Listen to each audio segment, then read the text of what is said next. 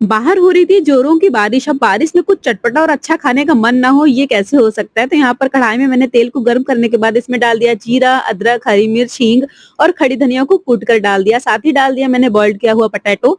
इसको मिक्स करने के बाद साथ में मैं डाल रही हूँ यहाँ पे गरम मसाला, नमक और आमचूर पाउडर। इसको खूब अच्छे से मैंने भून लिया और लास्ट में डाल दिया हरा धनिया। इधर मैंने बेसन में नमक डालकर इसका एक घोल तैयार कर लिया।